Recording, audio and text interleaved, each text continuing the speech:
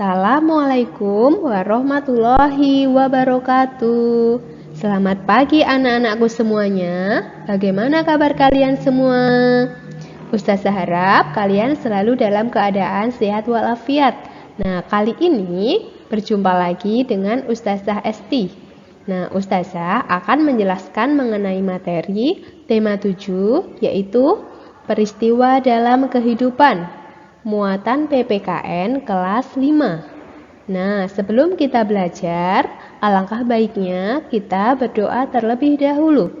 Berdoa dimulai. Berdoa selesai. Oh ya, jangan lupa menyiapkan buku tulis dan bolpen karena digunakan untuk mencatat hal-hal yang penting. Ustazah akan menjelaskan materi PPKN. Yang pertama, keberagaman sosial budaya. Yang kedua, unsur-unsur kebudayaan suku bangsa. Yang ketiga, upaya pengembangan dan pelestarian kebudayaan nasional. Yang keempat, cara menyikapi perbedaan dan keberagaman di lingkungan sekolah. Yang terakhir, nilai-nilai luhur Pancasila. Keberagaman sosial budaya. Keragaman sosial adalah keanekaragaman manusia yang hidup dalam satu lingkungan tertentu. Misalnya, keragaman ras, suku bangsa, dan lain-lain. Sedangkan keragaman budaya adalah keanekaragaman hasil karya manusia atau kebiasaan yang berulang secara turun-temurun yang berlaku di wilayah tertentu, misalnya seperti tarian daerah, rumah adat, pakaian tradisional, dan lain-lain. Nah, daerah-daerah Indonesia memiliki suku bangsa dan ras yang menimbulkan perbedaan kebudayaan. Suku bangsa adalah golongan manusia yang terikat oleh kesadaran dan identitas akan kesatuan kebudayaan. Faktor-faktor yang membedakan suku bangsa. Yang pertama, adat istiadat, yaitu upacara dan kebiasaan turun-temurun, pola perilaku, dan gaya hidup. Yang kedua, bahasa daerah, memungkinkan untuk berkomunikasi dengan sesama sukunya. Yang ketiga, sistem kekerabatan. Sistem keturunan berdasarkan garis ibu. Contohnya, suku Minangkabau. Garis ayah. Contohnya dari suku Batak atau keduanya. Yang keempat, ciri fisik. Karena menunjukkan ras nenek moyangnya. Contohnya, ras Kaukasoid, Mongoloid, Negroid, dan Vedoid. Unsur-unsur kebudayaan suku bangsa di Indonesia ada 6, yaitu yang pertama, kepercayaan. Yang kedua, mata pencaharian. Yang ketiga, kesenian.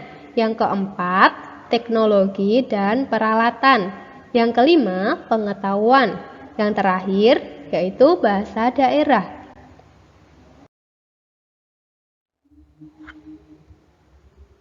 Upaya-upaya pengembangan dan pelestarian kebudayaan nasional. Yang pertama, berteman dengan siapa saja tanpa membeda-bedakan suku, ras, dan agama. Yang kedua, menerima dan menghargai keberagaman suku bangsa, budaya, adat istiadat, dan agama. Yang ketiga, tidak merasa kebudayaan suku bangsa sendiri lebih baik daripada suku budaya lain. Yang keempat, ikut hadir dalam menyaksikan pentas kesenian daerah. Yang kelima, turut serta mengembangkan dan melestarikan budaya daerah di Indonesia.